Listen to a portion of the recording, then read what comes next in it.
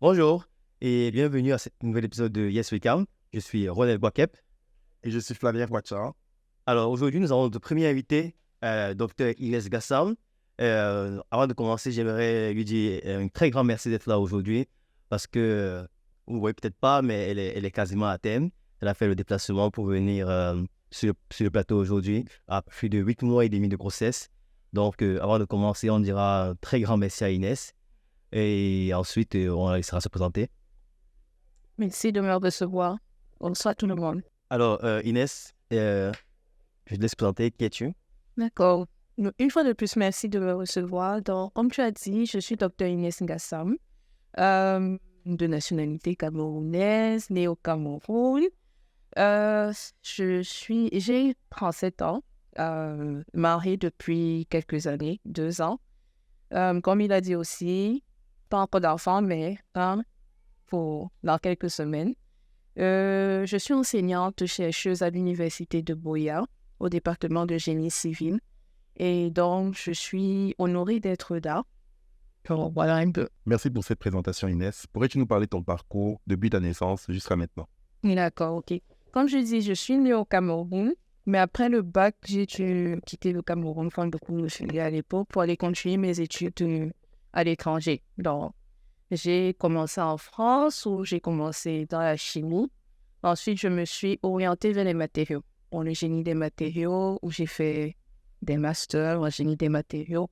Et ensuite, j'ai eu à cœur de continuer avec une thèse. Aussi parce que la situation économique à l'époque faisait que je pense que c'était une voie intéressante à suivre. Donc, j'ai fait ma thèse doctorale dans le génie des matériaux, plus précisément sur les matériaux utilisés dans la rénovation des ouvrages, donc dans le génie civil. Donc, c'est comme ça que je me retrouve à travailler dans le génie civil pendant 3 ans. Donc, au final, je fais 10 ans en France et ensuite, j'ai vraiment eu envie de quitter la France, avoir d'autres expériences ailleurs. Donc, c'est comme ça qu'un concours de circonstances fait que je me retrouve en Afrique du Sud pour faire un postdoctorat à l'Université du Cap. Donc, je continue un peu les travaux que j'avais commencés. J'ai fait 2 ans, disons 3 ans au Cap, où je continue à dire à qui veut l'entendre que c'était ma première expérience professionnelle là-bas et même une très belle période de ma vie parce que l'Afrique du Sud, pour ceux qui n'ont jamais eu l'occasion d'y aller, c'est un magnifique pays. Le Cap, Cape Town, alors pour moi, c'est l'une des meilleures villes que j'ai eu à visiter. Donc après le Cap, je vais faire un autre postdoctorat en Allemagne, donc toujours dans le domaine des matériaux de construction. J'y passe 3 ans et après, j'ai cette opportunité de rentrer au Cameroun puisque je suis recrutée à l'université de Boya. Donc, je n'hésite pas, je mets fin à mon contrat. Du moins, je finis mon contrat et je reviens au Cameroun. Donc, ça fait 4 ans, bientôt 4 ans à la fin de cette année que je suis rentrée au Cameroun pour donner cours à l'université de Boya. Et bon, je dois aussi préciser que je suis rentrée en 2020, mais on a commencé effectivement à l'université de Boya, au département de génie civil en 2021. Donc, nous sommes à peu près à la 3e, 4e année de fonctionnement à l'université de Boya. Donc, voilà un peu. Oh, quel parcours intéressant. Et qu'est-ce qui t'a poussé à faire le génie civil en fait? Bon, déjà, je n'ai pas fait le génie civil, j'ai fait le génie des matériaux. Ok. D'accord. Donc, je fais le génie des matériaux et je me retrouve en train de travailler dans le génie civil. Donc, ma spécialisation, c'est génie des matériaux. Donc, si je dois reformuler la question, qu'est-ce qui m'a poussé à faire les études de génie des matériaux? C'est que quand je faisais mon BTS en chimie, ce qui est aussi atypique, en soit de BTS, je me retrouve en PhD, c'est qu'à un moment, on a eu des cours justement sur les matériaux, où on expliquait à quel point les matériaux pouvaient être retrouvés dans tous les domaines. Si je dois un peu définir ce que c'est qu'un matériau, c'est tout ce qu'on trouve autour de nous. Aussi bien la bouteille en plastique, le plat en céramique, la table en bois, je ne sais pas, du fer, tout ça, ce sont des matériaux. Donc, oui, tout ce qui nous entoure était des matériaux. Donc, je me suis dit, j'aime bien cette diversité-là et j'aimerais aller plus explorer cela. Donc, c'est comme ça que je me retrouve après mon BTS en France en train de vouloir continuer, en sachant que ça, ce n'était pas aussi évident puisque quand on fait un BTS, c'est pour être technicien, aller travailler dans un laboratoire ou bref, être technicien quelque part. Donc, il a fallu que je trouve une université qui devait m'accueillir, qui devait m'accepter. Et même ça, c'était assez challengeant dans le sens où ceux qui voulaient m'accepter me demandaient de reprendre une deuxième année, mais je ne voulais pas reprendre une deuxième année parce que je savais que j'avais la capacité de continuer directement en licence. Donc, c'est comme ça que finalement, il y a une université à Évry qui accepte de me reprendre et voilà, je fais une licence en sciences de l'ingénieur et après, dans le génie des matériaux et voilà, je continue, je découvre ce grand domaine et quand je finis en fait avec mon master, comme je dis, je voulais faire une thèse aussi. À la base, je voulais être dans le textile. Parce que j'aime beaucoup la couture en fait. J'aime tellement la couture qu'à la fin de mon doctorat, je suis allée acheter une machine à coudre pour confectionner un certain nombre de choses. Donc, je voulais plus être dans le textile, mais je n'ai pas vraiment trouvé. Il n'y avait pas beaucoup de sujets en fait, de thèse dans le textile. Et finalement, je suis tombée sur ce laboratoire qui offrait un sujet dans le domaine le domaine cimentaire. Donc, c'est comme ça que j'ai fait un peu de recherche. Je me suis dit, bon, ça peut être intéressant, pourquoi pas. Et j'ai postulé, ils m'ont pris. Et donc, c'est comme ça que je me suis retrouvée dans le domaine de génie civil. Donc, en gros, j'aime beaucoup les matériaux parce que ça touche à tout. Littéralement, ça touche à tout. À beaucoup de domaines. Donc, voilà un peu si je dois résumer. J'aimerais te féliciter d'être rentré au Cameroun.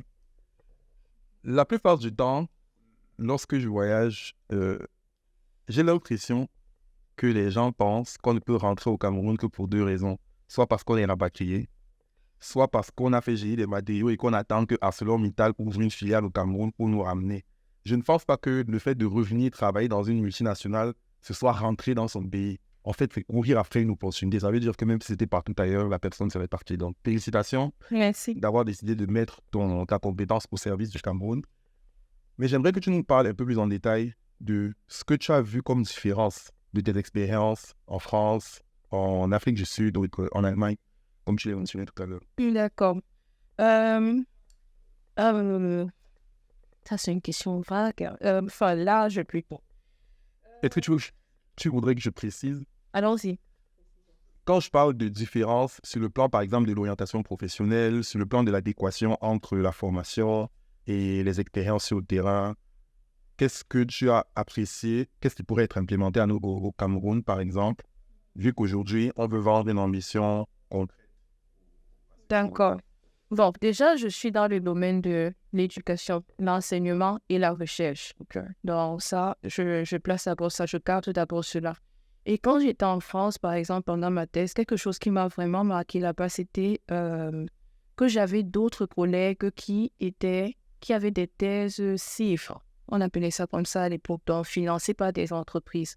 Donc, je voyais déjà cette collaboration entre le monde académique, le monde de la recherche et le monde non académique, donc les industries et tout le reste. Et c'est aussi quelque chose qui m'a vraiment, vraiment intéressé en Afrique du Sud, puisque là-bas, j'étais dans un centre de recherche où le centre de recherche avait littéralement été construit sur la base du fait qu'il y avait un accord passé entre les grands groupes cimentaires de l'Afrique du Sud et des alentours autour de l'Afrique du Sud avec ce centre de recherche dans le sens où s'ils avaient un problème, au lieu d'aller s'époumoner à chercher comment résoudre ce problème, ils n'avaient qu'à venir à l'université, rencontrer des chercheurs. Les chercheurs confiaient ces problèmes à certains étudiants et les étudiants travaillaient sur ces problématiques. Donc, il y avait cet échange-là qui se faisait, ce qui faisait que les étudiants n'avaient pas de mal à être déjà impliqués dans le monde industriel pendant qu'ils faisaient leurs études. Et je trouve que c'est quelque chose qui n'existe littéralement pas ici au Cameroun. Je n'ai pas encore vu ça depuis que je suis rentrée, même avant que je ne rentre. Je n'ai pas vu. Il y a comme une barrière entre ces mondes. Et je pense que même dans la structure, j'ai envie de dire étatique, sans aller dans plus de détails, je vois aussi ça, le fait qu'il y ait le ministère de la Recherche, dont les chercheurs à part, le ministère de l'Enseignement supérieur, dont les enseignants à part, Et les structures comme le GICAM dans les entreprises, je crois qu'il y a le ministère des petites et moyennes entreprises aussi. Donc, il y a cette grande séparation qui se passe, ce qui fait qu'au final, beaucoup de... Et je pense que ça, c'est aussi un autre problème. Beaucoup d'étudiants auront même du mal à s'orienter. Et sur comme on aura tendance à croire que si on va jusqu'au doctorat, il faut qu'on finisse dans l'enseignement supérieur ou dans la recherche. Tout à fait. On ne peut pas finir et aller travailler en entreprise. Bon, moi, je dis c'est rare. Je n'en vois pas beaucoup. Je n'en connais pas beaucoup qui ont fait le parcours ici au Cameroun, finir en thèse et aller travailler dans une entreprise. Alors que en Afrique du Sud, encore en particulier, c'est quelque chose qui était assez courant. Au point où il y avait beaucoup même qui finissaient le master, qui allaient en entreprise, faire 2-3 ans, avoir une expérience et après revenir enseigner à l'université. Revenir faire le doctorat, justement. Donc, il y avait cette cohésion qui était vraiment présente là-bas. Donc, ça, c'est la différence principale que je vois. Et je trouve que c'est quelque chose qui nous limite. J'imagine que ça empêche un peu qu'on ait les thèses qui sont dans les tiroirs et que finalement, on n'utilise jamais parce que les sujets sont choisis sans vérifier la nécessité auprès du secteur privé. Oui. Je me souviens, par exemple, une fois, avant de rentrer définitivement, je ne sais même plus si j'étais en Afrique. Je crois que j'étais en Afrique du Sud. Donc, j'avais entendu parler des journées portes ouvertes à l'université de Douala. Et donc, j'étais là pendant que ça avait lieu. Je suis allée à l'université de Douala. Et je me suis rendu compte qu'il y avait aussi une remise de prix aux étudiants en thèse. Et il y a une que j'ai rencontrée là-bas. Je préférais ça. Dans un premier temps, elle me disait qu'elle voulait travailler sur la conservation des poissons. Donc, comment conserver? Est-ce que fumer le poisson, c'est la meilleure façon de faire? Et même s'il faut fumer, quelle technique, comment optimiser le processus de fumage? Elle me disait qu'elle était en train de chercher des financements par rapport à cela. Je lui ai dit, c'est bien, c'est un problème d'actualité. On sait que le carbone, quand c'est mal fumé, le carbone qui est produit peut être cancérogène et tout le reste. Donc, pour moi, c'était une problématique. Voilà, actuelle. Et donc, je suis restée en contact avec elle. Et une fois, elle m'écrit et elle me dit, elle a changé de sujet. Je lui ai demandé, elle change de sujet, pourquoi? Elle me dit, parce qu'il n'y a pas de financement. Par contre, elle a vu qu'il y avait une bourse qui pouvait être offerte par je ne sais plus quelle institution hors du Cameroun. Et j'étais tellement déçue, mais en même temps impuissante. Donc, il y a aussi ce problème-là. Tout est tellement dispersé que même les étudiants, en termes d'orientation, je trouve qu'ils sont un peu à l'abandon, quoi. Ils sont un peu à l'abandon. C'est difficile pour eux de savoir quelle direction prendre et surtout de suivre la direction. Et comme tu le dis, très souvent, on va se retrouver avec des étudiants en master, des étudiants en doctorat qui font de bons sujets, qui arrivent même souvent à traiter de bonnes problématiques, mais à la fin, tout est mis dans le tiroir et on va chercher le travail, comme j'ai dit, soit au Minesup, soit au Minerési. Donc, voilà. Alors, ce podcast, on aimerait aussi donner une liste d'opportunités aux jeunes. Toi qui es une experte dans les matériaux, quelles sont les opportunités que tu vois dans ce domaine-là que les jeunes pourraient saisir? Pas forcément des jeunes qui ont fait des grandes études, mais des jeunes qui sont courageux, qui sont ambitieux. Qu'est-ce qu'ils pourraient faire dans le domaine des matériaux? Quelles sont les opportunités que tu vois au Cameroun? Déjà, par exemple, qu'à Bouddha, il y avait du calcaire qu'on pouvait utiliser pour faire du ciment. C'est vrai que tout le monde pense que pour faire du ciment, il faut être au ciment, comme Dangote, avoir de gros investissements. Je suppose qu'on peut faire des choses un peu plus simples dans le matériau. Toi qui es une experte, quelles sont les opportunités que tu vois, que tu pourrais donner aux jeunes qui nous regardent aujourd'hui? Je pense que pour parler même d'opportunités, déjà, il faut, je ne sais pas comment dire, il faut peut-être pouvoir être au courant d'un certain nombre de choses. Donc, pouvoir être au courant, avoir accès à l'information, donc informer les personnes sur ce qui se fait. Et c'est ça que je trouve aussi intéressant dans mon domaine, les matériaux. C'est pour ça que j'aime dire je suis sur les matériaux.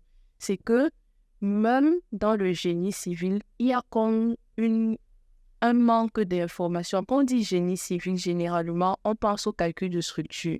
Est-ce que tu es capable de faire... Il y a le calcul de structure et il y a pouvoir faire des plans de maison, de la construction. Est-ce que tu es capable de me faire un plan? Est-ce que tu es capable de me faire un plan d'un bâtiment de, je ne sais pas, 5 niveaux, 3 niveaux, et ainsi de suite? Sauf que ça, c'est juste un aspect du génie civil. Le génie civil a tellement de domaines, tellement de domaines. Les matériaux, le calcul de structure, les géotechniques, ceux qui étudient le sol, la route, l'hydrologie, pour ne citer que cela, l'urbanisme, la topographie, ainsi de suite, ainsi de suite. Mais si on commence à regarder, on va se rendre compte que dans la plupart des écoles, ce sont les mêmes domaines qui reviennent. Le premier, surtout, c'est le calcul de structure. Si un étudiant est capable de, voilà quoi, de dire, voilà, j'ai sorti les plans pour cette structure, voilà, il est ingénieur en génie civil. Et donc, même la notion de matériaux, je pense que on ne se rend pas compte de ce que c'est. Donc, ce qui fait qu'il y a tellement de matériaux qui sont négligés. Quand tu prends par exemple les exemples que tu as pris à plus tard, là, c'est juste un matériau qui est utilisé déjà par les entreprises pour faire du ciment. Parce que même le ciment, en soi, on ne maîtrise pas la composition du ciment, on ne sait pas ce que c'est. Surtout que de ce que j'ai eu à observer, l'utilisation du ciment est déjà marquée sur le sac de ciment ici. 3 brouettes de sable pour un sac de ciment. Je crois que c'est quelque chose dans le sens. Alors que ça, honnêtement, aujourd'hui, ça ne veut plus rien dire. Pour moi, c'est, comme disait mon encadrant, on a fait du shit rubbish. Donc, ça n'a pas trop de sens. Donc, même déjà à ce niveau-là, il faut qu'on revienne, j'ai envie de dire, au fond de la base. Qu'est-ce que c'est que le matériau? Qu'est-ce qu'on entend par ciment même? Donc, c'est ce que j'essaie aussi d'apporter à mes étudiants. C'est quoi le ciment? Comment le ciment fonctionne? Même l'eau. Comment l'eau fonctionne? Je me souviens, j'avais un technicien qui devait travailler chez moi. Quand il devait refaire la devanture de la maison, quand je lui demandais d'arroser après qu'il ait versé le béton, il me regardait, il souriait. Mais on ne fait pas quelque chose comme ça. Après, on va s'étonner qu'il y ait des fissurations. Donc, même avant de parler déjà d'opportunités, même ce qu'on connaît, commençons par s'assurer qu'on maîtrise ça. Parce qu'il y a une chose est sûre, c'est que la science change. L'ingénieur en génie civil d'il y a 20 ans, même 10 ans, ce n'est pas l'ingénieur en génie civil d'aujourd'hui. Et donc, au-delà de ça, donc, ces matériaux qui sont connus, type ciment, béton, je dis encore l'eau, qui semble être anodin, l'eau, le sable, les graviers. Ici, on va parler de gravier, mais gravier dans le domaine du génie civil ne veut rien dire. C'est un type d'agrégat, tout simplement. Comme le sable, c'est un type d'agrégat. Mais si on commence à se dire, pour faire le béton, il faut le gravier, ça signifie déjà qu'on se limite au gravier. Donc, en termes de matériaux, on a déjà l'esprit fermé.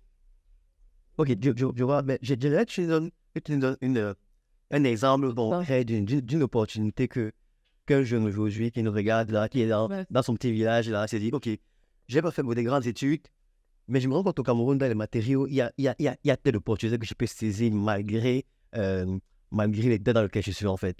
En fait, je voulais arriver aussi au sens que, bon, moi, je prends de façon générale tout dit qu'il y a déjà un problème de la compréhension des matériaux, ce qui fait que une opportunité qu'il y aura même, c'est déjà de revenir aux matériaux locaux qu'on voit partout dans nos villages, par exemple. La terre, l'utilisation de la terre.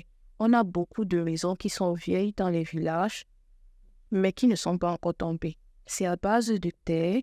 On se dit, oh, c'est vieux, c'est un matériau aspine, ce n'est pas valorisant. Mais ces matériaux, au final, s'ils sont mieux travaillés qu'à l'époque de nos parents, ils vont résister, ils vont tenir plus longtemps que les matériaux qui nous semblent modernes et ainsi de suite. Type matériaux béton encore, je n'ai pas ce temps à dire à mes étudiants que c'est les bons matériaux là-bas. Donc, c'est pour ça que je prenais la peine de présenter comme ça. Donc, où sont les opportunités? La terre, déjà, c'est une opportunité. Mais il faut revenir, il faut changer cet état d'esprit et se dire, ça sera un bon matériau s'il est bien utilisé. C'est pour ça que j'ai pris le temps de parler même du béton, de l'utilisation qu'on fait du ciment. Ce n'est pas parce que c'est un matériau moderne que, comment je vais dire, si on n'utilise pas bien le ciment, ça ne sera pas un bon matériau aussi. Donc, c'est pour ça que je prends le temps d'expliquer et dire que la terre, c'est la même chose. La terre, les briques de terre, par exemple, on va parler de briques de terre. Sauf que la façon dont c'est perçu pour la plupart des personnes, je pense, aujourd'hui, c'est quand c'est mal utilisé. Si on prend l'exemple de terre, de briques de terre cuites, par exemple, ou de briques de terre compressées, ça n'aura rien à voir avec les briques de terre que nos parents fabriquaient, où ils mélangeaient juste la terre avec quelques fibres, avec un peu d'eau, ce qu'on appelait la boue, sans presser même, et tout le reste. Dès que c'était séché pendant 2-3 jours au soleil, on construisait la maison. Si on prend le temps de développer justement, de comprendre cette technologie, qu'on peut avoir une presse de terre, une presse fait des briques de terre cuites, des briques de terre pressées. En termes de propriété mécanique, de propriété, on aura déjà quelque chose de plus intéressant. Donc ça peut déjà être une opportunité. En dehors de ça, je sais qu'à l'ouest, il y a beaucoup qui remplacent aussi soit une partie du sable, soit une partie du ciment avec des cendres volcaniques. J'ai eu l'occasion de visiter un site, je crois que c'était à Fumbotin, où il y avait beaucoup qui venaient extraire des cendres volcaniques là-bas. Mais même là-bas encore, mon souci de ce que j'ai vu, c'est comment c'est utilisé. Comment c'est utilisé? Est-ce que c'est le bon ratio qui est pris pour mélanger avec le sable, avec le ciment? Il y a cet aspect-là aussi. Les opportunités sont là, mais je pense que ce sur quoi on doit aussi insister, c'est l'utilisation. Donc, j'ai parlé de la terre, j'ai parlé des centres volcaniques. À Buea, où je suis, il y a aussi des roches volcaniques là-bas. J'ai une autre étudiante qui est en train de travailler dessus. Donc ça, ce sont des domaines où il peut avoir un potentiel et où on verra même, je pense avec la terre, ça c'est déjà prouvé. La terre dans un endroit comme à Douala, ça pourrait ne pas servir, ça pourrait, si c'est bien utilisé, on pourrait ne pas avoir besoin même d'installer des clim partout. On est là, on est en train de planifier sa maison, budgétiser sa maison, mais il faut budgétiser la climatisation et tout le reste. Certes, dans un premier temps, ça peut coûter peut-être un peu plus cher, mais sur le long terme, ça offre... Oui, on est gagnant. Et directement, ça offre un confort que le béton ne peut pas offrir. Donc, en termes de matériaux, il y a beaucoup à faire. Il y a beaucoup que je ne suis même pas sûre que je suis au courant pour le moment. Mais j'insiste sur le fait aussi que ce n'est pas juste pouvoir citer les matériaux. C'est aussi pouvoir développer les moyens d'utilisation, les méthodes d'utilisation de ces matériaux. Et en plus de ça aussi, un autre point sur lequel je m'intéresse de plus en plus, c'est les techniques de construction. Les techniques de construction. Par exemple, je pense généralement la hauteur sur le plafond, ça va être 3 mètres, si je me souviens bien. 3 mètres, 3,50 je crois. Mais même ça, c'est la meilleure façon de cumuler de la chaleur. Pourquoi ne pas aller sur des hauteurs sur plafond plus élevées, de telle sorte que l'air chaud, en fait, est plus léger, voilà, que l'air froid. Donc ça peut être aussi des moyens à mettre en place aussi. Mais on va tous vouloir faire architecture, génie des matériaux, ceci, cela, sans aller aussi sur ces problématiques. Mais en fait, Inès, ce que tu dis est assez pertinent. Moi, là, sincèrement, je ne comprends pas tout ce que tu es en train de dire sur le plan technique. Mais je me délecte de la qualité de ton contenu. Et tu as parlé de l'importance de se spécialiser. Je trouve que dans notre environnement, les jeunes sont devenus les champions du petit truc. On fait tout ce qui donne l'argent. Franchement, je pense que c'est pour ça qu'on fait ce podcast aussi. Pour que les gens comprennent qu'ils doivent être les meilleurs dans leur secteur d'activité. Ils doivent être celui à qui on pense quand on a besoin d'interpeller quelqu'un qui est dans son domaine. En réalité, je ne suis même pas étonné, je ne serais pas étonné que ceux qui construisent ne se soient jamais posé la question de pourquoi on est à 3 mètres ou à 3 mètres 50. On est tellement dans l'exécution que finalement, on passe des années à faire des choses et lorsque quelqu'un d'autre vient faire un truc de différent, on est surpris alors qu'on se disait expert dans le secteur d'activité. Donc, avant que René ne pose sa prochaine question, j'ai envie de te demander, parce qu'il faudrait qu'on ait plus de personnes qui pensent comme toi, qui viennent, qui posent ces réflexions. et qui nous fasse avoir moins chaud dans les maisons. Finalement, on continue d'importer les clim, on ne fabrique même pas les clim. Ça passe bien sur le marché. Voilà, ce que j'ai envie de dire. Et les gens, c'est encore pire parce qu'on nous propose la clim qui est la plus intéressante que l'autre, alors que tout ça, ça vient d'étrangers. Moi, ce que j'ai envie de demander, qu'est-ce qui t'a motivé à rentrer? Qu'est-ce qui t'a motivé à revenir au Cameroun? D'accord. Et quels sont les défis auxquels tu as fait face? Avant de répondre à cette question, je voulais aussi insister sur le fait que même quand on parle d'opportunités, ce que je vois dans mon domaine, les matériaux, une fois de plus, c'est le fait qu'il peut avoir aussi cette possibilité de se spécialiser même dans une façon de construire, dans un domaine, dans un environnement ou une situation géographique bien précise au Cameroun. La façon de faire à Douala, à mon avis, vu que c'est une zone très humide, c'est une zone près de la mer, de l'océan, sera probablement différente de la façon de faire dans le nord. Et quand on va même dans le nord, on se rend compte que même avec leur méthode, leur technique ancienne, il y avait déjà des choses qui avaient été mises en place qui n'ont rien à voir avec les techniques qu'on a dans le Grand Sud. Donc, je voulais préciser aussi ça. Les matériaux qu'on va trouver, c'est ça qui aussi, je trouve magnifique au Cameroun aussi, c'est que suivant les régions dans lesquelles on se trouve, on trouve des matériaux différents.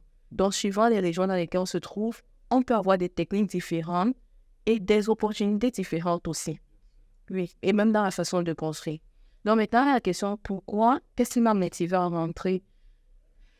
La réponse est tout simplement que je pense que j'avais plus à donner ici que où j'étais. France, Afrique du Sud, Allemagne, je suis partie, j'ai acquis de la connaissance, j'ai acquis de l'expérience, mais il y avait toujours, et ça s'est empiré au fil du temps, cet aspect où je voyais que je perdais un peu mon temps là-bas. Je perdais un peu mon temps dans le sens... Il faudrait que tu dises ça fort. Oui, très fort. Très fort. Je perdais mon temps dans le sens où j'ai travaillé sur des projets très intéressants. J'ai eu, comme je dis, en Afrique du Sud, j'ai eu une expérience tellement intéressante, je ne sais pas comment dire. En Allemagne, je travaillais sur un projet avec le Ghana, donc ça m'a encore enrichi. Mais j'ai l'impression que ici au Cameroun, je devais avoir plus à donner qu'en restant dans un de ces pays. Et un de mes souhaits aussi, c'était de plus travailler avec les jeunes.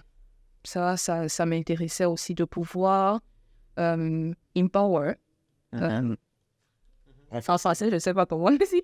Empower, oui, plus les jeunes, leur montrer que c'est possible. Qu'est-ce qui est possible? Je ne sais pas, mais c'est possible. Apporter mon savoir-faire aussi. Et comme je dis, travailler même surtout sur les matériaux. Donc, apporter ce que j'avais appris et ce que je continue à apprendre ici. Parce que en 4 ans, surtout ces dernières années même en particulier, en termes de matériaux, j'ai découvert tellement de choses. C'est pour ça que quand tu demandes même quelles sont les opportunités, il y en a tellement. Je ne connais pas tout, je ne connais même pas le 10e. Quand on parle de matériaux, il faut déjà s'asseoir et découvrir les matériaux qu'il y a. Il y a ce qui est déjà plus ou moins connu, mais il y a tellement qui sont encore à connaître que je ne peux pas répondre à la question là. Il faut le temps, il faut encore les années pour répondre aux questions de quelles sont les opportunités. Mais une chose est sûre, c'est qu'on est riche. Le Cameroun est riche en matériaux. Très, très riche. Et ce sont les applications, justement. Et comme tu dis au départ, oui, j'ai fait les matériaux parce que c'est un domaine vague. Pour le moment, je suis dans le génie civil. Mais je travaille, par exemple, dans un projet où on parle plutôt des matériaux miniers. Quand on va parler des matériaux miniers, on va plus penser à l'or, bien entendu.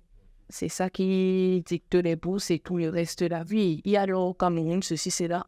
Mais je me souviens même lors d'une présentation dans le cadre de ce domaine-là, on montrait par exemple que les matériaux miniers comme l'or ne représentaient que 20% des matériaux. 20%. Donc ça signifie qu'en termes d'opportunités, une fois de plus, c'est très large. C'est très très large. Ce n'est pas juste l'or qui va donner de l'argent, je ne sais pas comment on dit, ou les matériaux de construction. Dans d'autres domaines, il y a d'autres opportunités aussi. Donc je suis rentrée vraiment, principalement parce que je devais rentrer dans j'ai eu cette opportunité de rentrer dans l'enseignement, donc pour travailler avec les étudiants, pour partager mon expérience aussi. Et l'autre point, c'est parce que partout où je suis passée, il y a la chose qui revenait le plus, c'est que Africa is the place to be. Africa is the place to be. Et c'est ça le truc, c'est que ça c'est obvious. Comment t'as à parler en anglais, elle peut te répéter. Saying Africa is a place to be for 10 years, but they didn't get back to Africa. Le problème, c'est que ceux qui disent ou qui se rendent compte de ça, peut-être la plupart du temps, ce sont les autres, ce ne sont pas les Africains.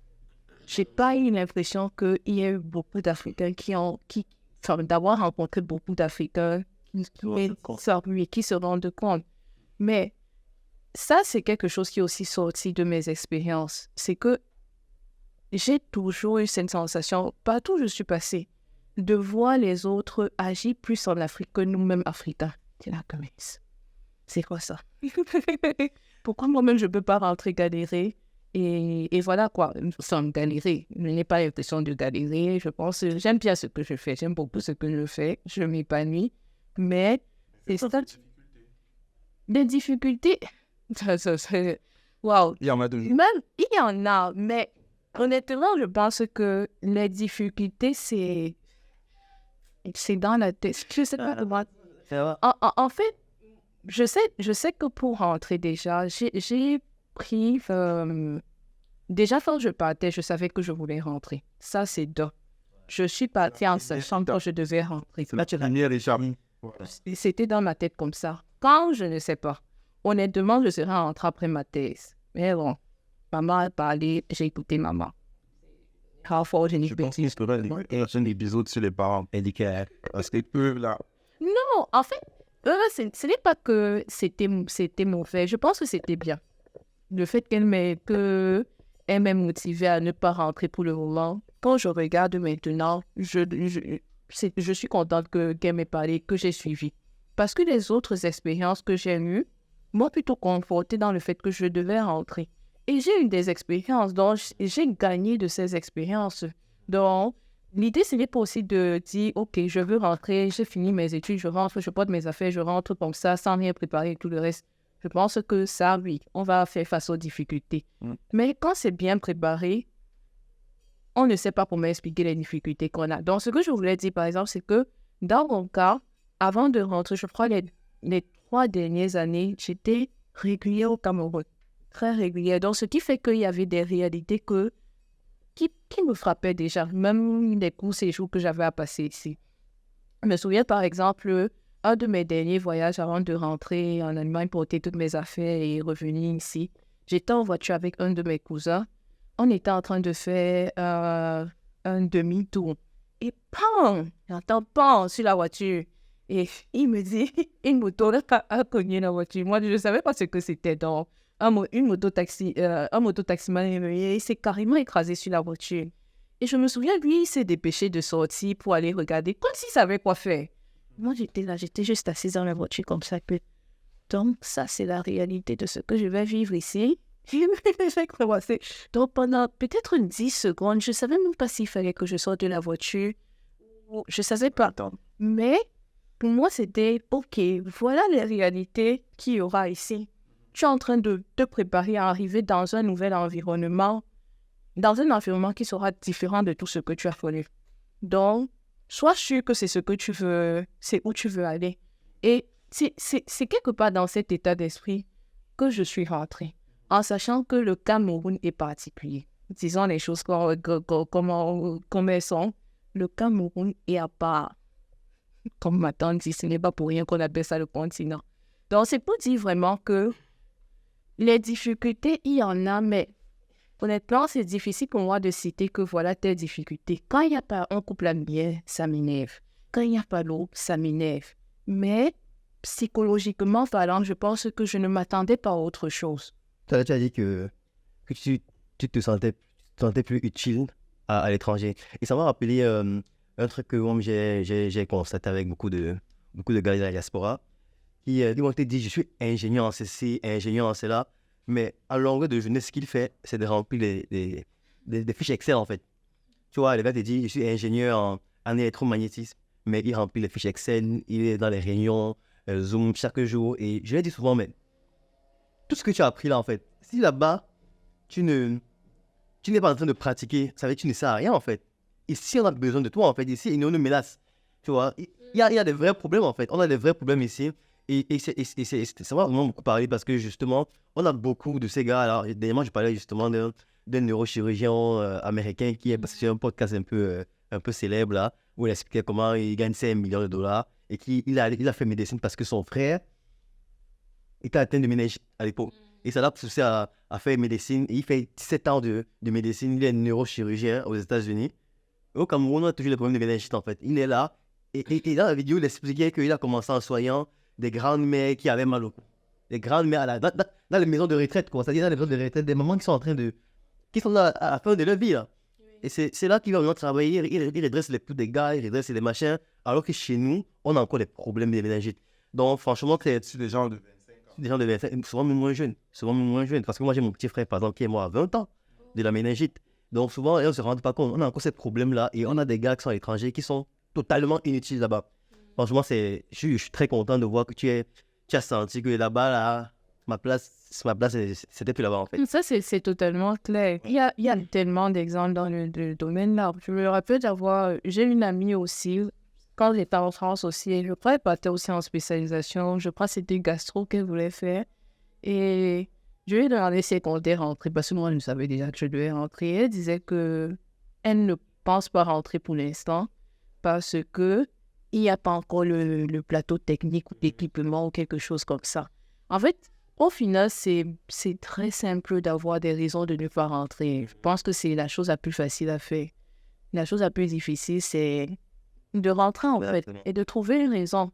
Et j'insiste vraiment sur le fait, j'ai été témoin de tellement d'événements dans ce sens que si on ne rentre pas, d'autres vont rentrer que nous.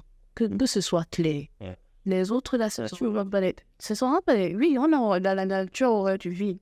Les autres, là, ça sera d'autres personnes que les Africains.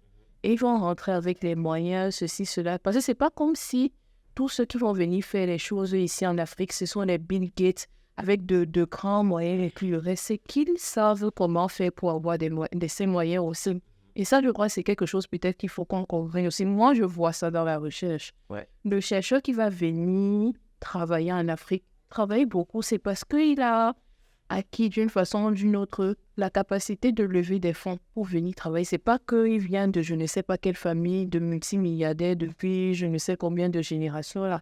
Donc il y a cet aspect-là aussi. C'est que on pense que parce qu'on n'a rien, on ne peut pas rentrer. Parce qu'il n'y a pas encore tout d'équipement bien établi là, on ne peut pas rentrer. Rentrons et frottons-nous aux réalités. Rentrons et là quoi. En parlant de rentrer, souvent, on aime parler des défis qu'on rencontre. Bon, on connaît sur les défis, hein, on connaît qu'il y a Inéo qui nous menace, il y a ceci, il y a cela, il y a même maintenant, il y a les... Je sais pas si tu as remarqué ça. À Douala, maintenant, on a les pavés partout, là. Quand tu es sur la moto, maintenant, c'est la magie. Comme si le téléphone vivrait, tu vois. Donc, on connaît tous les défis qu'il y a. Moi, j'aimerais que tu nous parles des choses extraordinaires que tu as eues depuis que tu es rentré. Des choses auxquelles tu ne t'attendais pas, des choses que tu n'avais pas forcément planifiées et que tu as expérimenté depuis que tu es rentré. D'accord. En termes de défis, je pense que je vais reprendre quelque chose que j'ai dit avant. C'est que rentrer, du moins venir au Cameroun, c'est venir dans un environnement différent. Comment je vais dire? Je reviens travailler dans une institution étatique. Donc, les défis sont là. Comment le système fonctionne? Je vois par exemple, on a parlé même un peu avant de commencer. Par exemple, je voulais que certains de mes étudiants aillent sortir une visite d'entreprise. Quand je regarde tout ce qu'il faut mettre en place, parce que ce n'est pas quelque chose de normal, d'habituel là, je suis juste éblouie. Donc j'ai envie de dire, le principal défi que je continue à découvrir et à m'approprier, si je peux dire comme ça, c'est le système dans lequel je suis, le système étatique dans lequel je suis, l'environnement de travail dans lequel je suis. Je ne vais pas aller forcément dans les détails, mais il y a cet exemple. Je suis dans un nouvel environnement il faut que je m'adapte à dans cet environnement étatique avec toutes ces réalités. Un autre point aussi que j'ai envie de mettre, mais ça ne sera pas un défi au sens négatif, c'est que la vie privée. La vie privée. Je suis rentrée avant de rencontrer mon mari, avant de commencer à fonder ma famille aussi. Et ça, honnêtement, c'était pas dans mes plans. C'est une bonne chose. C'est une bonne chose, oui, c'est une bonne chose, mais c'est aussi un nouveau challenge aussi, de pouvoir continuer dans ses projets, dans sa vie professionnelle et je ne sais pas si j'intègre ça, tous les changements de ma vie privée à ma vie personnelle, ou alors c'est ma vie professionnelle que j'intègre dans ma vie privée, mais maintenant, je dois aussi faire face à ces challenges. Il y a le bébé qui arrive, comment allons-nous le gérer? Tous les projets qui sont en cours, comment on va faire? Est-ce qu'on devra les retarder ou est-ce qu'il y aura moyen de continuer malgré tout cela? Donc, il y a aussi cet aspect-là que souvent, quand on rentre et qu'on est focalisé sur le fait qu'on veut rentrer, on est focalisé sur ces projets, on tend à mettre de côté et quand ça tombe là, on commence Donc, à se tu as voyagé dans tous les pays du monde et c'est le Cameroun qui a donné le bon gars. C'est pas ça? Quoi? Oui. Ok. Oui. Je pense même de ce côté aussi, mine de rien, peut-être j'étais fermée là-bas et ouverte. Je sais pas. Non, Mais c'est le Cameroun. disons que c'est l'effet C'est le Cameroun. Cameroun. On va dire c'est le Cameroun. On va dire que c'est l'effet Cameroun alors. Revenons à notre sujet principal, Inès. J'aimerais que tu nous parles de REC, qui est une initiative que tu as lancée. Comment est-ce que cette initiative a de l'impact sur la communauté locale et quelles sont les actions dont tu es le plus fier? D'accord. Donc déjà, ça a commencé en 2019, effectivement. Donc REC déjà signifie Research Entrepreneurship Connection.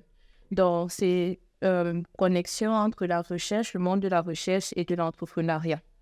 Donc, comme tu l'as dit, c'est un projet qu'on a commencé en 2019 avec 2 amis à moi un qui sont en France, un qui est aussi docteur en électronique, si je ne me trompe pas, et un autre entrepreneur.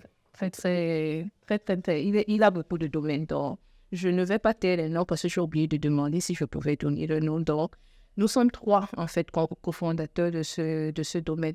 Et ça part de quoi, en fait? Ça part du fait qu'on a observé que, je pense que j'en ai parlé plus ou moins un peu, c'est qu'il y a beaucoup de recherches qui sont faites, de projets de recherche qui sont faits, aussi bien au niveau bachelor, au niveau master, en thèse doctorale, qui sont faites en Afrique en général. Je me suis rendu compte de ça même l'année passée, il y a 2 ans aussi, mais au Cameroun en particulier. Au final, il y aura beaucoup qui auront des projets très intéressants qui répondent à des problématiques actuelles, factuelles, voilà quoi. Mais à la fin de leur projet, on fait le mémoire, on soutient.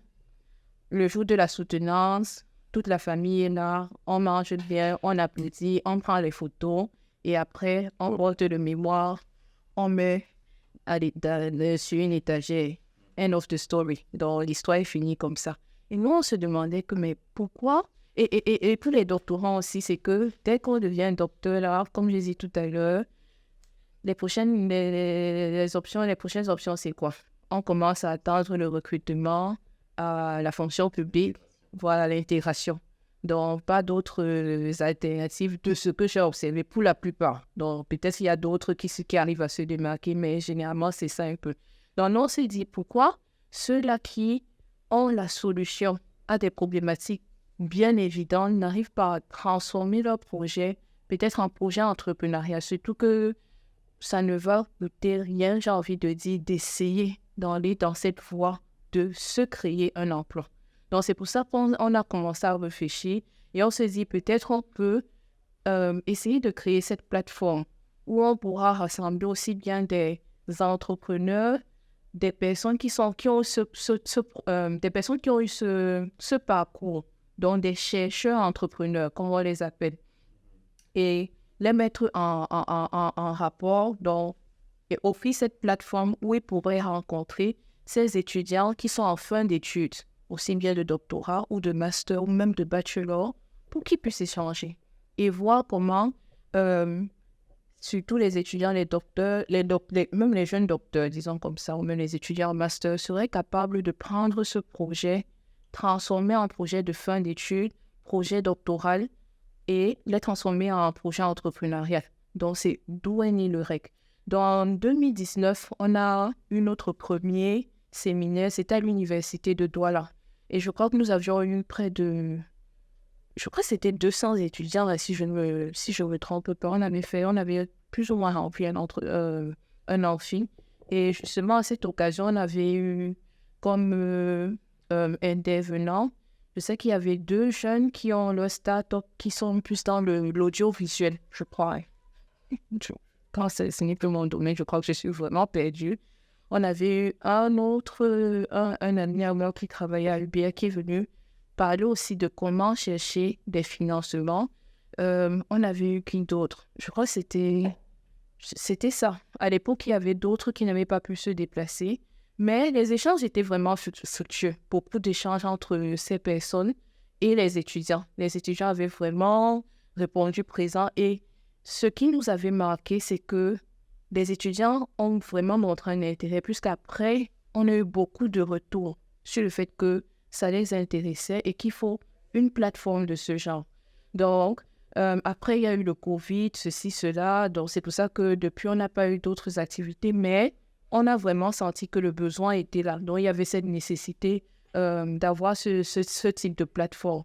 Donc, là, on est en train de travailler justement sur la prochaine édition où on se disait qu'on ne va pas juste avoir un séminaire où les intervenants vont venir présenter leur expérience ou leur savoir-faire, mais où on pourra avoir une occasion d'avoir des ateliers. Peut-être sur...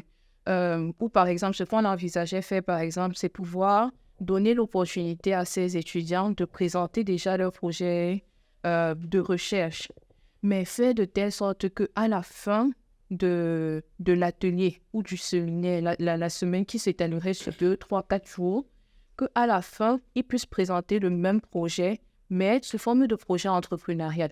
Parce qu'une des difficultés aussi que nous, on a en tant que chercheurs, c'est de savoir utiliser le bon langage en fonction de la personne qu'on a en face.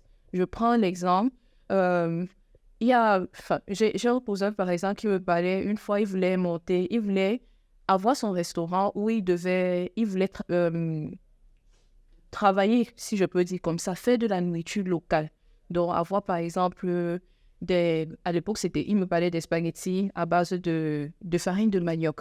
Mais il fallait qu'il trouve quelqu'un qui était capable de lui en fournir certaines quantités journalières ou à la semaine.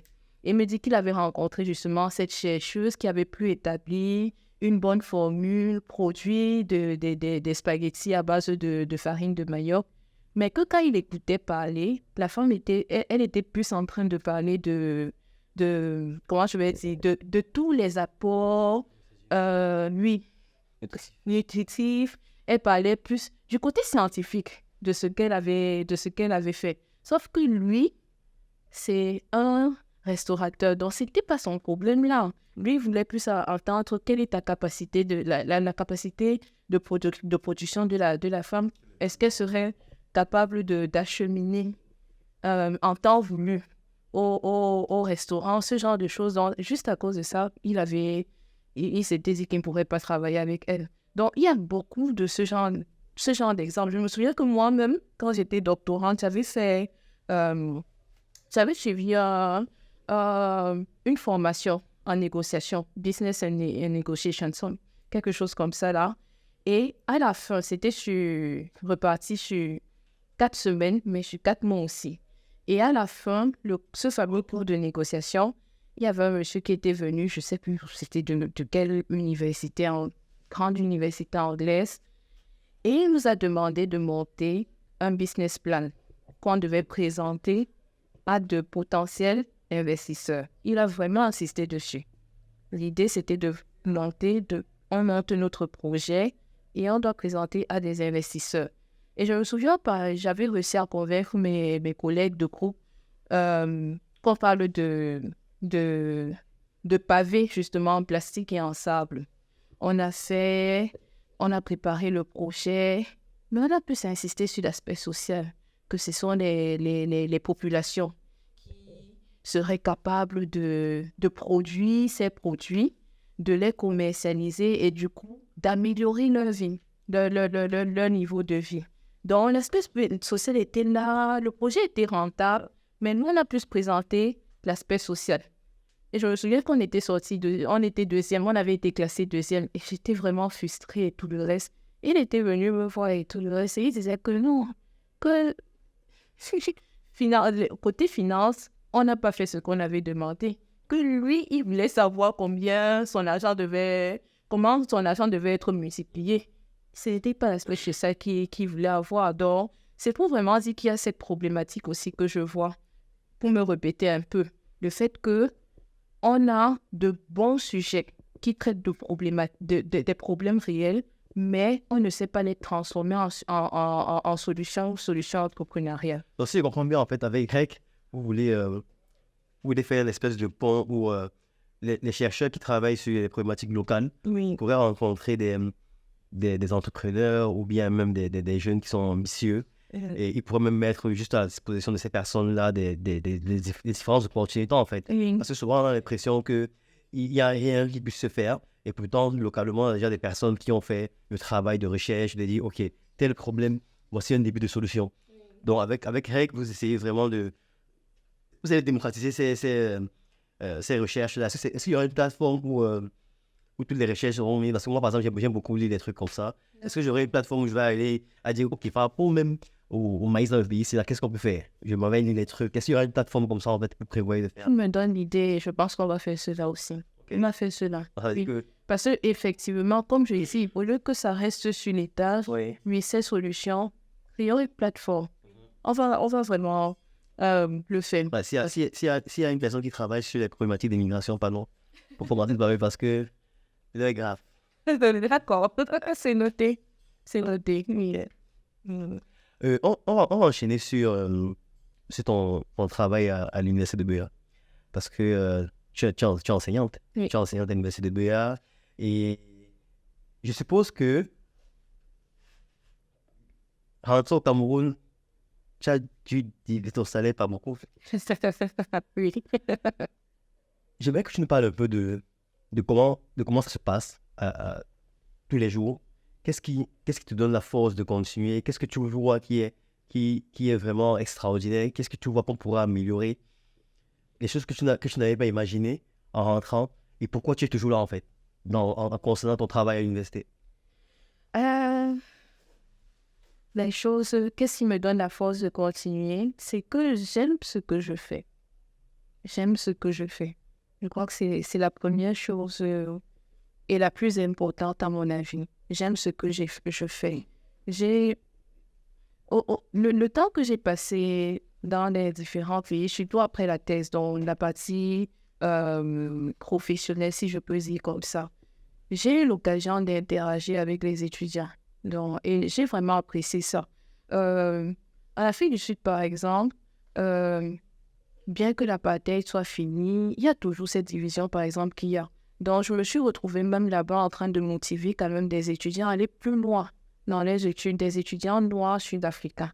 Parce qu'un problème qui se posait là-bas, c'est qu'ils arrivent à un certain niveau. Ils ne vont pas loin dans leurs études et ils sont bloqués à un certain plafond. À cause de leur niveau intellectuel, enfin, académique plutôt. Oui. Donc, et j'ai eu l'occasion d'interagir dans ce sens, d'encadrer aussi des étudiants en bachelor. Et j'ai apprécié faire ça. J'ai eu l'occasion de donner des cours aussi à l'université du Cap. J'ai vraiment aimé faire ça. Donc, quand j'ai eu cette opportunité d'être embauchée à l'université de Buea, pour moi, c'était... T'as qui t'ont contacté quand j'étais là-bas? Non, il y a eu un recrutement qui a été organisé, j'ai envoyé mes dossiers, on m'a... Ça va quoi? Non, du tout. Donc, quand je suis rentrée, pour moi, c'était une fois de plus l'opportunité de travailler avec les étudiants et de partager mon expérience et surtout d'encourager. d'encourager. Parce que vraiment, là, c'est notre première année où on a des étudiants qui vont sortir du bachelor. Donc, c'est la première année où on a vraiment eu des encadrements à faire dans notre département de génie civil. Mais même avant, je me souviens que dès la première année, je pense, puisque j'ai eu l'occasion de donner des cours dans d'autres départements qui étaient beaucoup plus avancés, je me suis retrouvée en train de travailler avec un étudiant en particulier. Et je voyais comment je motivais ce monsieur. Je le motivais vraiment. C'était un qui pensait que tout était fini pour le Cameroun. On ne peut rien au Cameroun. Comment je vais dire? Il faut, je sais pas, comme certains disent, il faut tout détruire ou construire, ce genre de choses et tout le reste. Mais j'ai pu le motiver quand même au point où le projet, il avait un super projet sur une station comment on dit ça, d'épuration, pardon, d'eau potable. Donc, pour vraiment prendre de l'eau et dans son petit device, on pouvait faire sortir de l'eau pas potable en micro-potable. Et il utilisait des matériaux locaux. Donc, c'était lui qui était venu vers moi. Parce que je m'étais présentée en disant que, voilà, pour mon domaine, c'est les matériaux. C'est les matériaux de façon générale. Donc, il était en train de finir son bachelor, je crois. Il est venu vers moi. Et après, je me souviens, par exemple, donc, comme je disais, c'était ça son état d'esprit.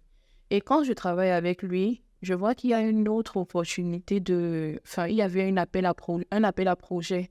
Je crois que c'était au Kenya. Donc, oui, il cherchait aussi... C'était un workshop qui était organisé aussi là-bas, d'une semaine, pour justement impulser des projets tenus par des jeunes en bachelor ou en master pour les aider à développer leurs projets. Je lui demande de postuler et c'est où je me rends compte qu'il y a tellement de limitations. Il y avait tellement de limitations dans le sens où il fallait l'accord de son comment il dit, supervisor, oui, de son superviseur. Mais je lui disais, c'est ton projet. Pourquoi tu veux son accord? Donc, ce genre de barrière qui semble simple, oui, qu'il fallait casser. Oh, je n'ai pas encore mon bachelor. Comment je vais faire? Je dis, écris et tu poses la question. Et c'est comme ça qu'il disait qu'il écrit et on lui dit que quelqu'un d'autre peut être le leader du projet, mais tu postules. Et si le projet passe, peu importe, n'importe qui dans la team peut aller au Kenya pour suivre le workshop.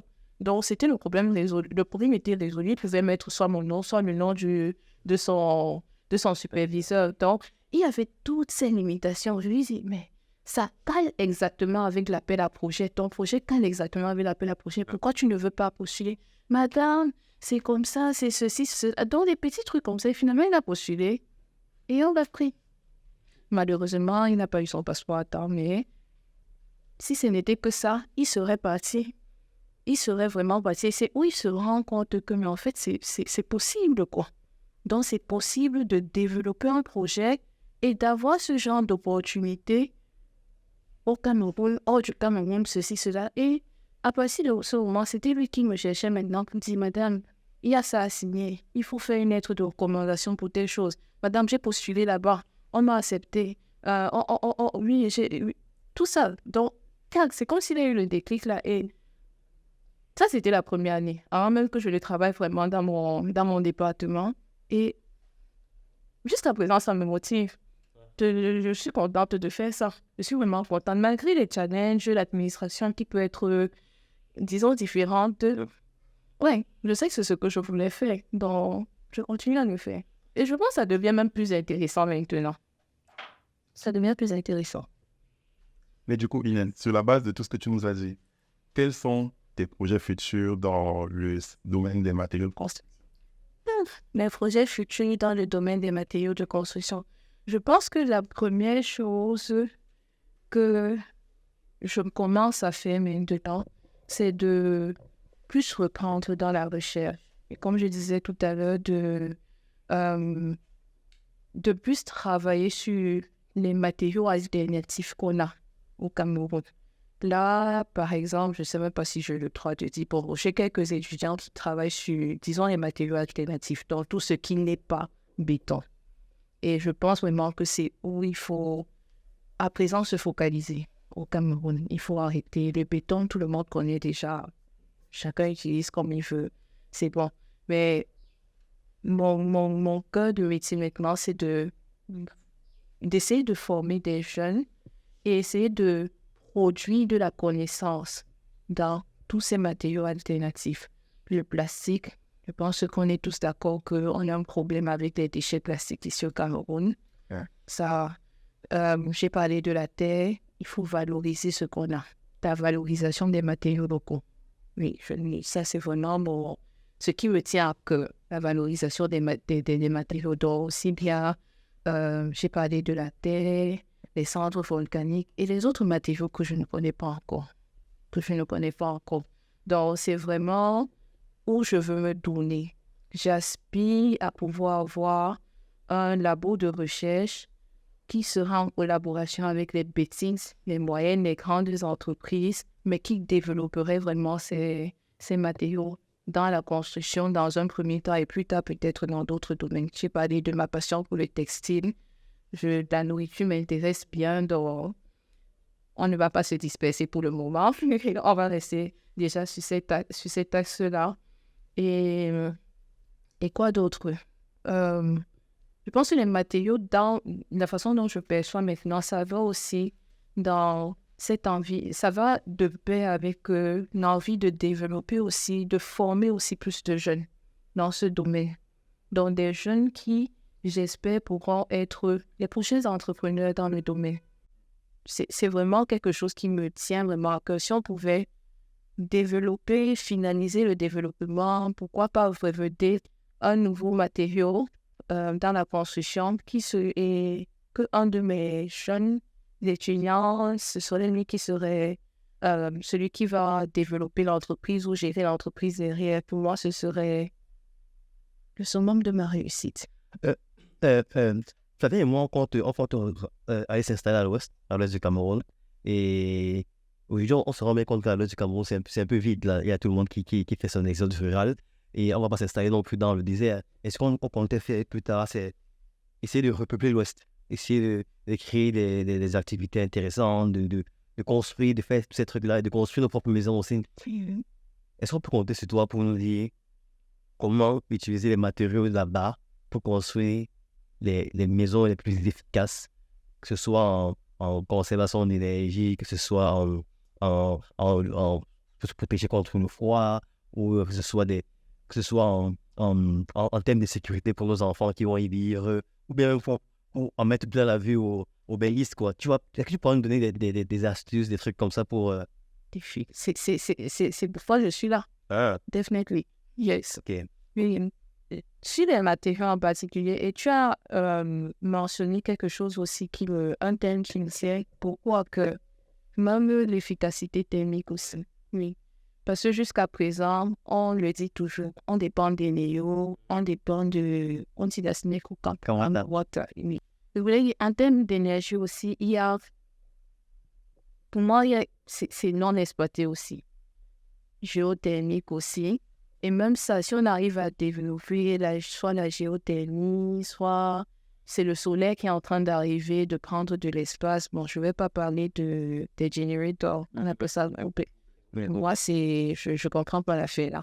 Honnêtement, je ne comprends vraiment pas. C'est d'autres sources de problèmes. Parce qu'après, on va dire l'essence est en train d'augmenter, tout le reste, donc je ne comprends pas vraiment ça. Donc, toutes ces autres sources d'énergie alternatives là, ça aussi, c'est totalement lié au génie civil. Et je ne sais même pas si on se rend forcément compte de ça. Parce que si on arrive même à produire de la géothermie, par exemple, comment on implémente ça dans une maison? Donc, même ça aussi, c'est des problématiques auxquelles je vais... On aura des maisons high-tech. On aura des maisons high-tech. Il faudra des maisons aussi autonomes. Et je pense qu'on a... Ça, c'est un autre... Je crois que je partage... Il y a eu la première année, je ne sais plus, où il fallait que je prépare un cours justement sur l'énergie, je ne sais même plus, l'énergie renouvelable ou quelque chose comme ça. Le Cameroun est encore riche en ça. riche en sources d'énergie. Maintenant, on se concentre sur l'eau. Quand il pleut, on coupe la lumière. Quand il ne pleut pas, on coupe la lumière. Je comprends pas.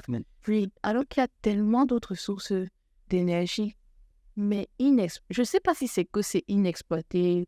Je ne sais pas. C'est que des exploitations en Allemagne. Ah, ouais, ok. D'accord. En attendant qu'il revienne.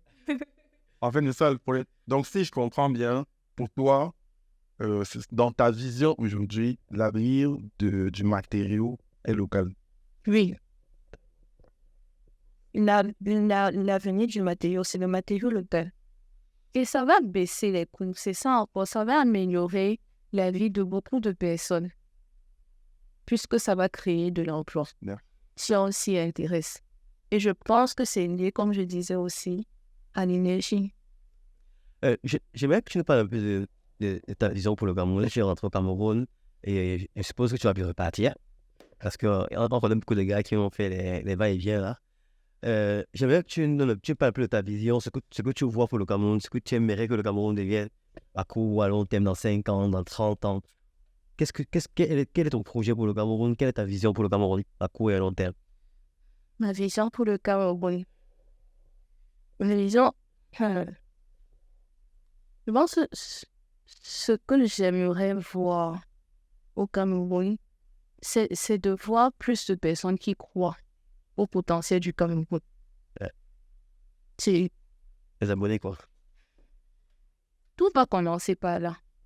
Voir ce potentiel et croire en ce potentiel. Si on voit ce potentiel et on croit en ce potentiel, on va rester faire ce qu'il faut faire. On va rester développer. Parce que si on voit et on croit, ça signifie qu'on sait qu'il y a de quoi faire ici. Donc, ouais, c'est ce que j'essaye de transmettre comme je peux. Que tout n'est pas fichu ou je ne sais pas comment le dire. On n'a pas tué le monde. On ne doit pas tuer tout le monde. Peut-être qu'il y a, pas peut-être, il y a un énorme problème de mentalité malheureusement. Parce qu'il faut être dans un certain état d'esprit aussi pour faire les choses, je pense.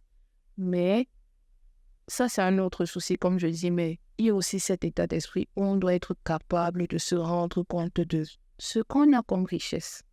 Ce qu'on a comme richesse. Et je crois vraiment que quand on sera vraiment conscient de ça, et si la mentalité change aussi, dans 10, 15, je sais pas, 30 ans, on sera loin. On sera loin. Quelque chose que je remarque aussi, par exemple, c'est à quel point, parce que je ne suis pas le genre qui fait beaucoup de politique ou ce genre de choses, même la géoéconomie, je ne sais pas si c'est comme ça qu'on dit, mais à quel point le Cameroun, seulement en Afrique centrale, on est le cœur de l'Afrique centrale. Il y a tellement de choses qui quittent d'ici pour aller dans les pays frontaliers là, que je ne comprends pas. Si c'est quand on arrive à développer, par exemple, les matériaux dont je parle depuis je ne sais pas combien de minutes maintenant, sûrement, c'est nous qui allons approvisionner tous les pays voisins là. Donc, je ne comprends pas pourquoi on peut croire que ici, là, ça ne peut pas marcher. On n'a pas le choix, ça va seulement fonctionner au Cameroun. Parce que les autres sont dépendants de nous aussi. Alors, j'ai ma version de la chose. On peut croire que ça ne fonctionne pas ici parce qu'on a l'impression que les autres sont mieux ailleurs. Ça, je ne coupe pas. C'est continué. Surtout, on s'est rendu compte que de nombreux jeunes partent à l'étranger avec l'intention de revenir. En général, ils te disent, je vais acquérir de l'expérience, je vais gagner de l'argent et rentrer. Mais je dis souvent à de nombreuses personnes autour de moi que j'en connais très peu qui sont rentrés. Je pense qu'on est limite le seul. Hein. Et voilà, Inès, vous êtes deux maintenant. Je vais prendre quelque chose à boire ce soir pour toi. Je n'en connais pas. Adi. Je n'en connais pas. À chaque fois que les gens me disent, je pars pour acquérir de l'expérience et rentrer, je dis, donne-moi un nom. Je n'en connais pas. Il y a encore 2 ans, je me suis rendu compte, mon délai, c'était 3 ans. Quand quelqu'un faisait 3 ans, il disait qu'il est rentré. Mais depuis il y a 2 ans là, maintenant c'est 8 ans. Parce que j'ai un ami qui a fait 7 ans, il est rentré. Il est reparti. Oui. Il a fait 7 ans, il est reparti. J'ai dit que, donc mon délai de 3 ans était trop court. Mais là, il faut que je mette ça à 8 ans. Quand déjà fait 8 ans que je conclue qu'il est rentré. Parce que l'esprit d'être en lui en train de combattre. Donc, voilà la question que j'ai envie de te poser, c'est qu'est-ce que tu fais aujourd'hui pour que tes enfants, dans quelques années, n'aient pas nécessairement besoin d'aller à l'étranger acquérir de l'expérience comme toi? Avant de répondre à ça, qu'est-ce que tu as dit, je voulais renchérir dessus. J'ai oublié. Je disais que tu as dit, je ne sais pas pourquoi les gens ne pensent pas qu'on peut être bien ici. Et moi, j'ai ma logique de réponse à cette question-là. Les gens pensent qu'on peut être bien ici parce qu'ils pensent que c'est meilleur. Voilà. Ok, d'accord. Par rapport à ça, moi, ma façon de voir, c'est que chaque endroit a sa réalité. Chaque endroit a ce qui est positif et ce qui est... Oui, avantages et inconvénients. Donc, le Cameroun, tout comme un autre pays, a son avantage et son inconvénient. Donc, moi, je pense que c'est aussi ce qui m'a préparé quand il fallait que je rentre. Et même le fait que j'ai un tout petit peu marché, juste un tout petit peu. C'était que je suis allée, j'ai fait la France, j'ai vu son avantage, j'ai vu son inconvénient. Afrique du Sud, même chose. Allemagne, même chose aussi. L'Allemagne aussi a ses avantages et ses inconvénients. Au Canada. J'ai pas encore fait le Canada. Oui. Bon, mais je connais déjà l'inconvénient du Canada, il fait trop froid. Moi, c'est... Froid. Ne dis pas, je n'ai pas encore dit, je n'ai pas eu besoin. Oui. Oui. Donc, c'est ça que je voulais emphasiser. Je prends souvent un exemple là, dans mon milieu, je ne sais pas si c'est dans mon milieu, c'est un discours que j'entends aussi beaucoup, de façon générale. C'est même le fait qu'on se plaigne beaucoup qu'il y a le réseautage, que c'est un problème ici au Cameroun. Moi, ça me fait toujours sourire. Parce que, je me souviens, j'ai un ami en Allemagne qui me disait ça, et j'ai même vécu aussi. Quelque chose qui est hyper fort en Allemagne, c'est le réseautage. Donc, je connais quelqu'un qui connaît quelqu'un, que je vais positionner telle personne parce que je la connais. Ça, j'ai vécu en Allemagne. C'est comme ça que ça fonctionne. Je vais même plus loin. Dans la recherche, il y a beaucoup de ça. Dans la recherche, je veux dire, les travaux de recherche et de collaboration et tout le reste, ce n'est que du réseautage. Mais ici, comme on va prendre ça comme si, peut-être c'est exagéré. Je ne dis pas que ça peut être exagéré, mais je dis ça existe ailleurs. Ça existe ailleurs, j'insiste dessus. Donc, je me laisse finir avec la parenthèse. Maintenant, qu'est-ce que je fais pour m'assurer que mes enfants ne devraient pas quitter le Cameroun pour aller ailleurs? La question là est difficile. Il faut y réfléchir. Hein? Difficile. Ça fait encore partie d'un... Je pense d'un projet que j'aimerais bien faire si je peux, si j'ai l'occasion. C'est pas dans ma top list si je peux faire comme ça. Même déjà, avec celui qui est en train d'arriver maintenant, quelque chose que j'aimerais pouvoir faire, c'est l'éduquer à la maison. Et l'éduquer d'une certaine façon. Il y a beaucoup de systèmes d'éducation.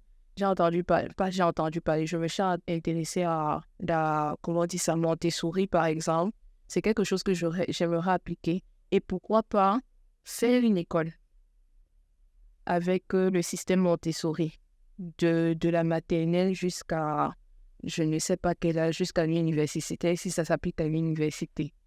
Donc, si je dois répondre à la question là maintenant, je pense que c'est ce que je ferai. Mais je vais quand même aussi, comment je vais dire, peut-être ne pas aller dans ta direction, dans le sens où j'apprécie d'avoir voyagé. Je dis ça. Je pense, moi, je pensais, si quelqu'un peut voyager, qui voyage. Moi, je rends grâce au Seigneur parce que, à la base, je me souviens, il y a eu une période où je voulais, par exemple, on dit le passeport français. Ma seule raison de vouloir le passeport français, c'était pour pouvoir voyager comme je voulais. Mais dans la recherche, je me rends compte que le travail d'un chercheur, c'est de voyager. C'est de voyager, participer aux conférences et tout le reste là.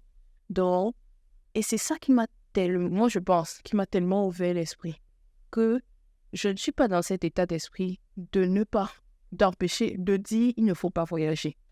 Il faut voyager, mais dans un certain mindset. ça apporte tellement. C'est comme lire, en fait. Je crois qu'il y a un dicton qui dit quelque chose comme ça, la lecture et le voyage. Donc, c'est vraiment En fait, moi, je pense que ce qu'il fallait dire, ce n'est pas qu'il faut empêcher les enfants de partir ou pas, machin, très consort. C'est aujourd'hui, par exemple, quand on voit le contexte dans lequel nous sommes, tous ceux qui partent, ils partent avec la langue qui tire le paquet, ils partent en enviant les autres. Les Occidentaux voyagent, beaucoup de monde ne voyage pas. Ils voyagent énormément, mais ils ne voyagent pas pour aller s'installer chez les autres. Ils voyagent pour découvrir et revenir chez eux.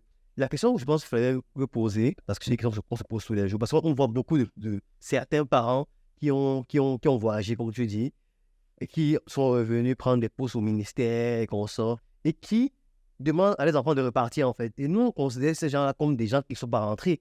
Parce que quand tu discutes avec eux, ils vont te dire, oh non, il n'y a pas de bonnes écoles au Cameroun. Je dis, mais tu es rentré au Cameroun, tu devais construire ces écoles, en fait. Tu savais que des enfants devaient arriver à un niveau où ils auront besoin des bonnes écoles. Tu ne les as pas construites. Ils disent, oh non, il y a ça qui ne marche pas au Cameroun. Mais ça fait 30 ans que tu es dans la fonction publique, ça fait 30 ans que tu es là. Tu savais qu'il y avait ça qui ne marchait pas. Qu'est-ce que tu es en train de faire pour que tes enfants, à un moment donné, qu'ils aient envie de voyager comme les Occidentaux, genre découvrir le monde? Moi, je vois souvent, par exemple, à l'Occident, quand les Chinois arrivent, on bloque les Champs-Élysées, les gars font leur pouce. Ça ne passe pas l'idée de rester, en fait. Ils font leur pouce, ils rentrent. En fait, qu'est-ce que tu es en train de faire aujourd'hui pour que tes enfants demain aient peut-être envie de voyager, découvrir le monde, mais qui n'aient pas envie de s'installer chez les autres, qui n'aient pas envie de se battre pour les passeports français, passeports, machin, truc, en fait. Et pendant les vacances chez eux, de dire chinois. Exactement.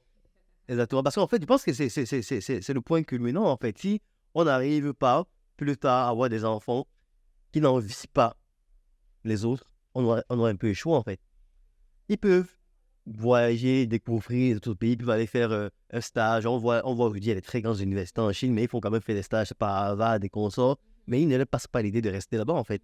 Parce que chez eux, ils ont des bonnes universités, ils vont faire 1 mois, 2 mois, ils voient comment ça se passe. Qu'est-ce que tu es en train de faire? Quel est ton plan? Peut-être tu n'en as pas maintenant, mais est-ce que tu y penses? Qu'est-ce que tu es en train de mettre sur pied pour que tes enfants, plus tard, ne soient pas dans la situation dans laquelle tu étais? Tu te dis, il me faut peut-être des passeports pour voyager. Si par exemple, tu rencontres des passeports. Moi, par exemple, un de mes combats, c'est que on ait un passeport assez puissant pour que les enfants ne cherchent pas à avoir une nationalité française, canadienne ou quoi que ce soit, pour penser que c'est ça qui les ouvre les portes du monde, en fait. Moi, mon combat, c'est de me battre pour que notre passeport soit assez puissant pour que mes enfants, mes petits-enfants, puissent avoir les portes du monde ouvertes grâce à leur passeport. Alors, qu'est-ce que je mets en place pour être sûr que mes enfants n'auront pas les baganer les papiers? Oh. Wow. Je dois avouer que pour le moment, je ne vais pas dire que j'ai un plan déjà totalement clair. Mais je sais que ce qui me tient à cœur, ce qui résonne en moi à ce niveau, à ce niveau pour le moment, c'est le type d'éducation que je vais donner. Le type d'éducation. Donc, quelles valeurs je vais inculquer? Je pense que parmi les valeurs, il y a aussi l'amour de son pays, le patriotisme quelque part. Je me souviens d'une dame que j'avais rencontrée, je sais où j'étais en train d'aller. Et je sais pas, je voyais en elle beaucoup de souffrance dans le sens où elle avait l'air d'être bien installée ici au Cameroun. Elle a réussi professionnellement et tout le reste. Elle m'a dit qu'elle a 2 enfants, un en France, un au Canada. Mais ses enfants avaient l'air de souffrir dans des gens psychologiquement, être déprimés ou quelque chose de ce genre, mais de ne pas vouloir revenir au Cameroun pour passer un peu de vacances, pour décompresser, comme on dit souvent. Et ça me marquait beaucoup, beaucoup, beaucoup, beaucoup. Et c'est où je me demandais, mais qu'est-ce qui s'est passé? Comment ça s'est passé pour que certains arrivent à partir même pour les études et ne plus vouloir revenir? Donc, je pense que la question là, pour le moment, c'est plus dans ce sens-là que je vois, que j'ai envie de pouvoir m'assurer que l'éducation que je vais donner ou même le cadre de vie que je vais donner à mes enfants ici vont faire que peu importe où ils iront, peu importe ce qu'ils iront faire, où ils iront, il faudra qu'ils aient un certain attachement qui va les faire revenir ici au Cameroun. Donc pour le moment, c'est ça que je peux dire. Je n'ai pas encore commencé à penser à construire une université ou quelque chose de ce genre sinon peut-être une école, mais ça, je dis, c'est pas dans le top list de mes projets pour le moment. Mais je pense qu'il y a aussi un attachement qui vient de l'éducation, de l'amour sûrement, des valeurs, du mode de vie aussi qu'on transmet aux enfants. Parce que je sais qu'il y aura d'autres qui seront en mode fais vite, tu pars, pas, ne reviens plus, pas, je ne reviens plus. Même seulement des simples paroles comme ça là. Ou même envoyer les enfants sans, je ne sais pas comment expliquer. Avec un certain mindset, ça va faire qu'ils ne voudront plus revenir. Donc moi, c'est plus sur ça que je pense. Pour le moment, j'aspire à travailler. Je ne sais pas si c'est satisfaisant. Alors, je pense que tu auras, je pense que tu auras le temps de certainement mûrir la question. Parce que je suppose que tu ne t'attendais peut-être pas à ça. Tu auras le temps de réfléchir. Moi, par exemple, j'ai vu certains des fermiers, des très grands fermiers, pas nos petits fermiers, voilà, des très grands fermiers. Tout les. Tu connais pas les petits fermiers? Oh, j'ai vu l'autre, il a élevé 400 têtes de porc. Il est content. Bon, j'ai vu des très grands fermiers et je ne sais pas s'ils faisaient ça, s'ils savaient ce qu'ils faisaient, mais ils ont des petits trucs qui font en sorte que les enfants s'intéressent à leur métier. C'est par exemple, quand dans un bétail, on prend un veau, on donne à un enfant, voilà ton veau là-bas. Et on sait que le veau là, il a peut-être 7 ans, 8 ans de vie. Et quand on donne ça à un enfant de 5 ans, de 6 ans, il grandit avec ce veau là. Là, il a un attachement particulier. Et à un certain âge, on lui donne une autre bête. Ça, c'est ta bête. Après, on lui donne une petite terre. On lui donne un petit projet de recherche. Des petits trucs qui feront que, à un moment donné, même s'il est n'importe où, oui, il y a ça là qui était pour lui et il sait que c'est là-bas qu'il doit être en fait. Donc, souvent, ce n'est même pas construire des grandes universités, ce n'est même pas souvent faire tout ça parce que, bon, il faudra le faire, mais c'est pas à pas. Mais souvent, c'est aussi ces petites choses-là, les petits trucs que tu fais un petit potager et, ok, il y a les tomates qu'on va planter là-bas et mon enfant va planter là avec 2-3 fois par an. S'il fait ça pendant 3-4 ans, lui-même ne pourra plus casser cette chaîne-là. C'est à ce potager où il récolte les tomates, on fait des salades, on fait des trucs. Et c'est ça qui fait que même si il parle pas, il fait 3 mois déjà, 6 mois, il dit, attention, il y a un potager là qui n'est pas en train d'être, il va venir arroser et ainsi de suite. Donc souvent, c'est un peu ça. Mais je sais pas, Fred, tu voulais peut-être dire quelque chose. Non, elle a demandé si elle espère. Elle a dit j'espère que c'est satisfaisant. Et je voulais dire, ce n'est pas à nous de dire si c'est satisfaisant. Enfin, dans tous les cas, si tu continues de faire ce que tu fais aujourd'hui, je suis certain que dans quelques années, quand on parlera de matériaux ou de génie civil, peu importe au Cameroun, ton nom sera mentionné. Et à ce moment-là, tu auras la responsabilité de faire poursuivre ta lignée. Non plus seulement une lignée biologique, mais aussi une lignée professionnelle, parce que le Cameroun devra en bénéficier. Tu devras continuer, j'y pensais. Ok. Et je voulais bien rebondir sur ce que tu as dit, René. L'exposition, exposure. Je préfère même le terme en anglais parce que ça me semble plus fort. Exposure, je pense que ça c'est encore un énorme problème qu'on a ici. Ce qu'ils ont fait, c'est d'exposer les enfants déjà et de leur donner, quand tu les exposes comme ça, tu leur donnes un coup sans même savoir à ce qui continue sur ce domaine-là. En fait, ça s'appelle de la suggestion persuasive. Exactement. Ok. Pour les grands manipulateurs. Mais ça, justement, c'est quelque chose qu'il faudrait qu'on arrive à développer au Cameroun. Il faudrait qu'on arrive à développer, que ce soit pour même le métier de fermier. Quand tu dis ça, je vois par exemple, c'est un quincaillier, même qui ont la quincaillerie. Allez, dès qu'on lance les vacances, comme les vacances sont extrêmement longues ici, l'enfant est déjà en train de travailler avec son papa et après on s'étonne que quand il finit, peut-être qu'il ne finit même pas, il ne va pas très loin dans l'étude, mais il reprend l'activité. Donc ça, c'est vraiment important aussi. Et ça me fait penser même justement ce que je disais, même l'éducation à la maison et tout le reste là. Il y a certaines familles que je suivais un peu ce qu'ils faisaient. Ils allaient justement dans ce sens à revenir à la terre, revenir à la nature. Donc il y avait certaines valeurs qu'ils arrivaient à transmettre à leurs enfants parce qu'ils avaient le contrôle de leur éducation.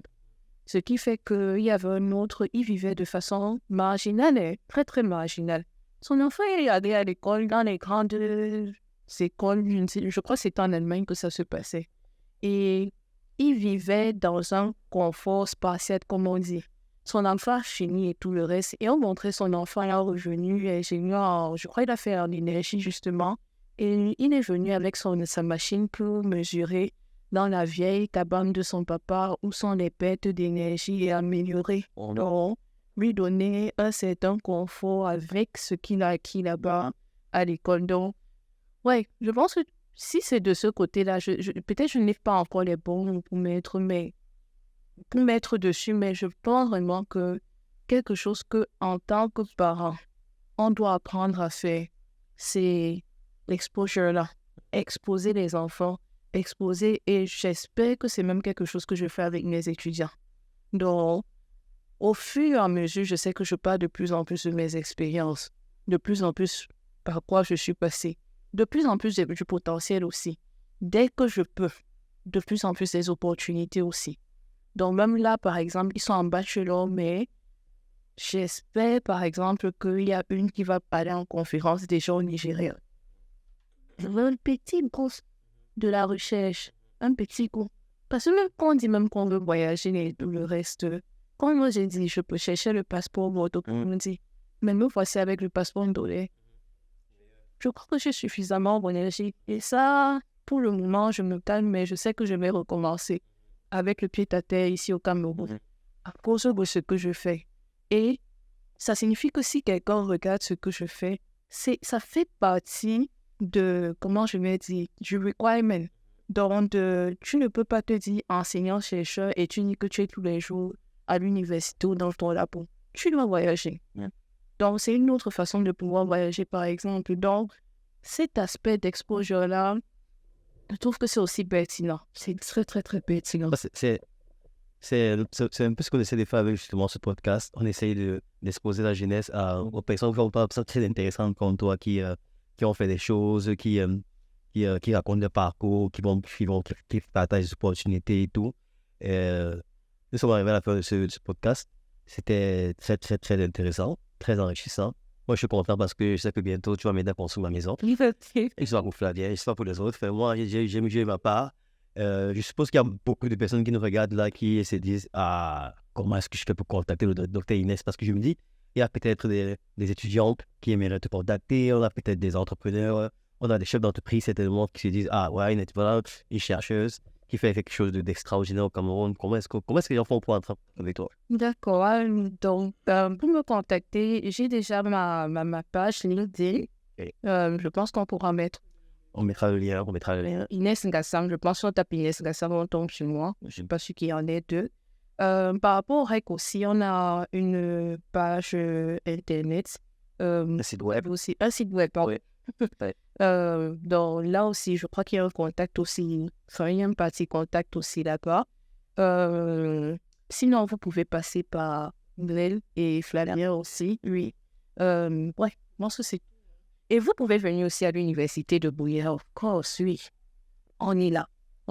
Non, on aime bien avoir de la visite. Et c'est pas caché. Donc, voilà. Il n'y a pas la guerre. On y va, donc. Et les étudiants, ils vont aussi, donc. Tout va bien. Merci d'avoir écouté ce nouvel épisode du podcast Yes We Come. Cette initiative n'est pas comme les autres.